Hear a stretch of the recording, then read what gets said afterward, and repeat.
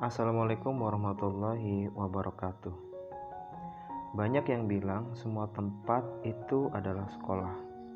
Jadi kita bisa belajar kapan saja dan kita bisa belajar dari mana saja. Bisa belajar dari Twitter, berita di koran, di televisi, ataupun YouTube. Contohnya seperti yang kamu lakukan sekarang, yaitu menonton video ini. Tapi kadang aku sering bertanya, apakah kita benar-benar belajar dari semua apa yang kita terima? Dari berbagai berita atau video YouTube yang telah kita tonton setiap hari. Pastinya kita senang setelah mendapat ilmu-ilmu baru. Namun, ketika diminta menjelaskan ulang, misalnya, saya suruh menjelaskan pelajaran waktu sekolah. Kebanyakan pasti kebingungan, bener gak sih? Jadi banyak yang menguasai materi itu hanya ketika ujian. Setelah ujian, hilang, ataupun kebingungan. Kuncinya, belajar, hafalkan, dan lupakan. Bisa dikatakan hal ini bukan merupakan hal yang positif, melainkan hal yang negatif. Kenapa? Karena kita hanya buang-buang waktu, bukan? Kalau kamu sedang menonton video ini dan merasa melakukan hal tersebut, bisa dikatakan hal itu adalah hal yang wajar. Meskipun itu adalah hal yang negatif. Kalau kata Deborah Phillips, dia bilang bahwa yang kamu alami adalah illusion of competence, alias di mana suatu kondisi ketika kamu merasa sudah menguasai suatu yang sebenarnya belum kamu kuasai. Tapi malah hal itu yang mengganggu diri kita. Ya, meskipun saya tadi bilang wajar, apalagi ketika berusaha paham banget sama materi yang susah. Jadi, saya mau sedikit bahas di video ini salah satu teknik belajar yang dapat membuat benar-benar paham. Seperti yang sudah saya katakan tadi, illusion of competence itu merupakan hal yang umum terjadi di keseharian kita. Alasannya, ada beberapa hal yang tidak bisa kita pahami dalam waktu singkat. Bahkan, belajar jangka panjang pun tidak bisa memastikan kita benar-benar paham. Karena otak kita itu tidak bekerja seperti komputer yang otomatis kesimpan aman gitu. Tidak semua informasi dapat tersimpan di ingatan jangka panjang.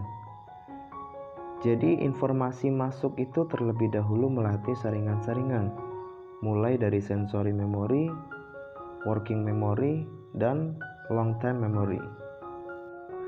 Dan di situ pun untuk lolos dari saringan sebuah informasi harus terus-menerus diproses, bisa juga diulang agar melekat dan bisa tersimpan di long time memory atau ingatan jangka panjang.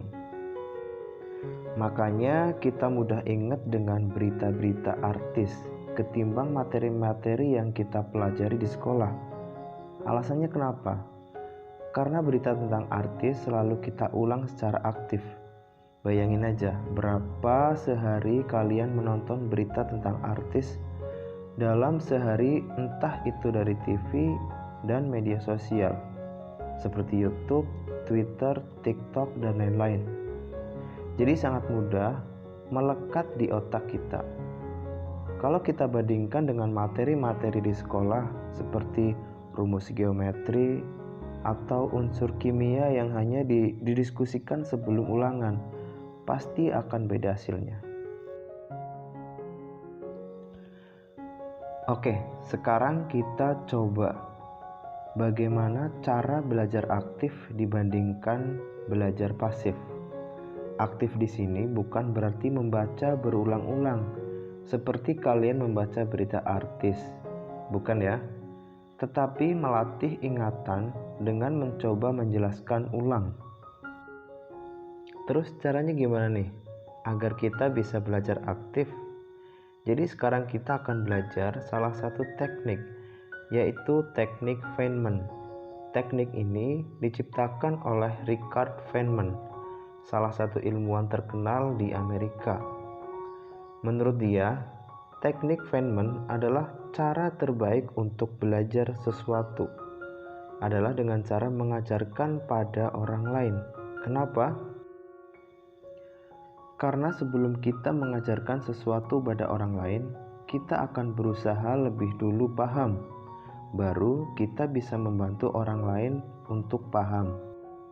Kemudian ada beberapa langkah yang bisa kamu lakukan sebenarnya untuk mengaplikasikan teknik Feynman ini. Langkah pertama adalah kamu harus menemukan hal yang ingin kamu pahami. Ya, misalnya kamu menonton video ini.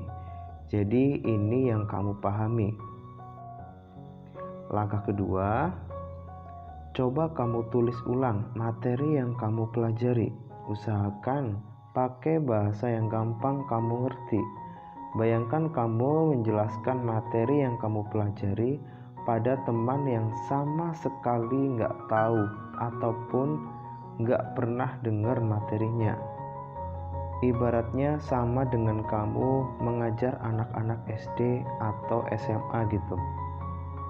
Catatan, jangan hanya mengulang dari materi aslinya, karena sama saja kamu cuma nginget saja. Tapi coba bangun pemahaman kalian sendiri. Kalau buntu, baru cek hasil penjelasanmu. Kira-kira udah tepat belum? Kalau belum, lanjut ke langkah yang keempat, yaitu revisi. Langkah terakhir, setelah kamu kuasai materi, cobalah jelasin materi pada orang lain. Untuk apa? Untuk masih lebih mungkin masuk ke otak dalam atau ingatan jangka panjang.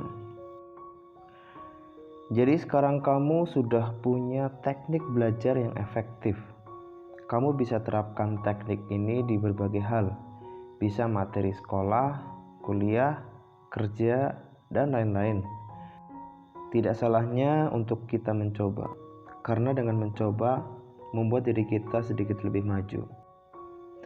Baik, berakhirlah kita di video yang isinya belajar bagaimana caranya belajar. Terakhir, saya mau tahu pemahaman kamu tentang teknik Feynman di video ini. Dengan cara jelaskan pemahamanmu, komen isi video ini di kolom komentar. Terima kasih. Assalamualaikum warahmatullahi wabarakatuh.